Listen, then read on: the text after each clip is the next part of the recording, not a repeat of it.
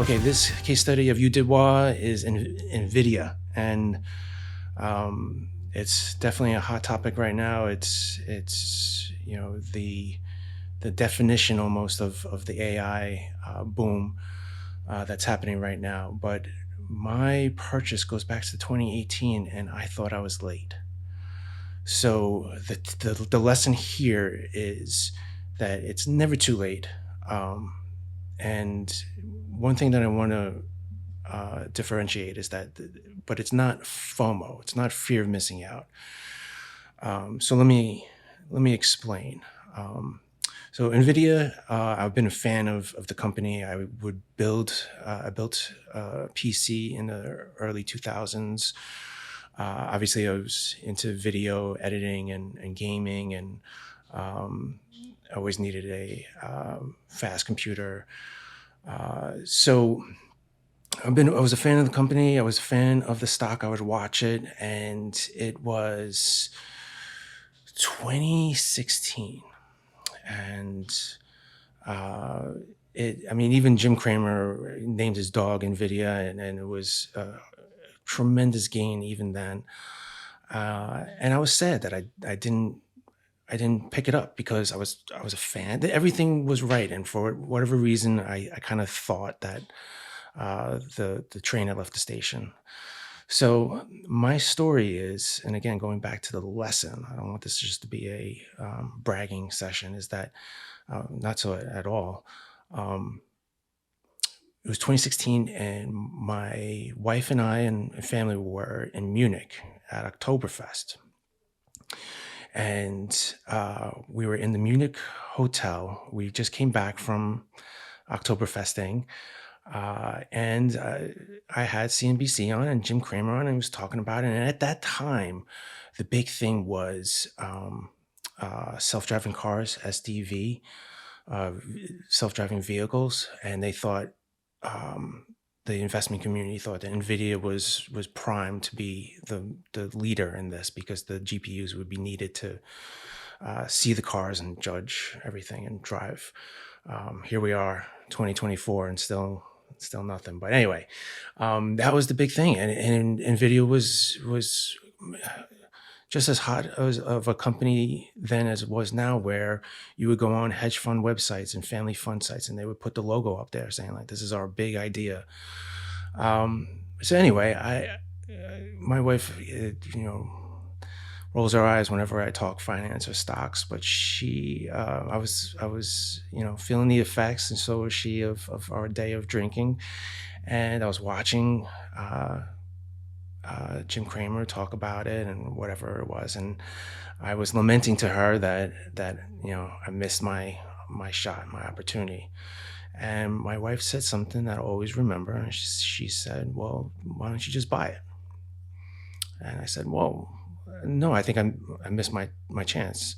She said, "Is it going to go up?" And I said, "Yeah, of course."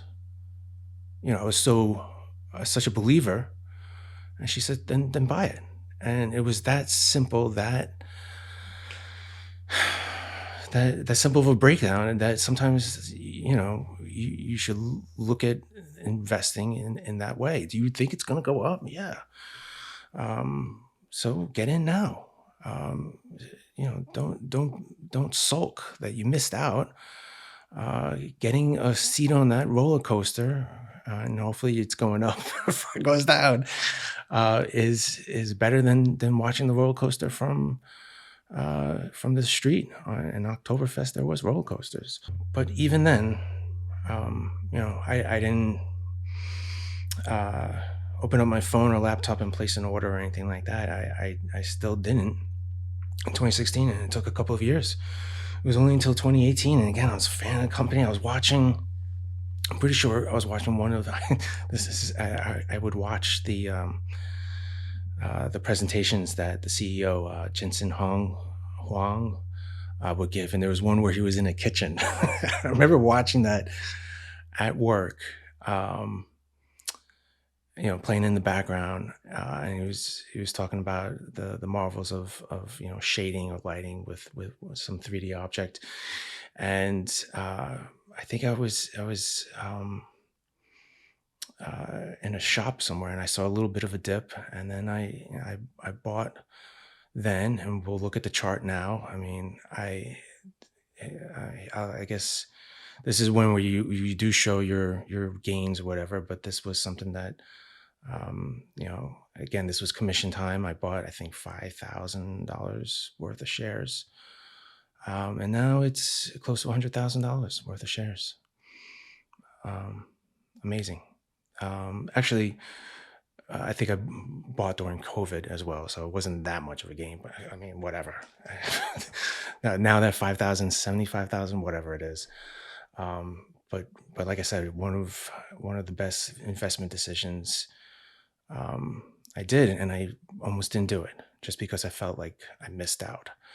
So just wrapping it up again, how is it different than fear of missing out? Well, fear of missing out, it's like I think of fear of missing out where Rivian, the electric car company, skyrocketed on its IPO over $100, and everyone kept on saying, "Oh, this is fear of missing out." The Tesla thing, the big gain that Tesla had, that people missed out on that, and they didn't want to miss out on it again, so they bought into Rivian without even knowing anything about it or anything like that, just that it was a hot EV company. So that's not this. This is something that, like I said, I've been following the company for almost 2 decades at that point, and I was a fan. I was watching it. I did have that feeling of regret, but my wife's simple advice of, "Hey, do you think it's still going to go up? Then get in."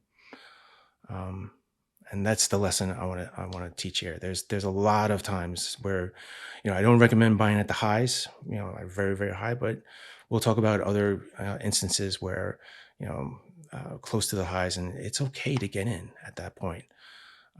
Don't always have to be looking for the dips. So I know the Wall Street bets, and there's probably people on YouTube with making millions of dollars off in Nvidia with options and big bucks. But this is how I did it. This is how I think it will help you find that next Nvidia. Hey, maybe it is Nvidia still. I mean, it's at highs right now, but people are saying it's going to double. So I'm not going to give investment advice or anything like that, but maybe I'll place an order today. I don't know. So I certainly have fun when I look at that gain. I want you to as well.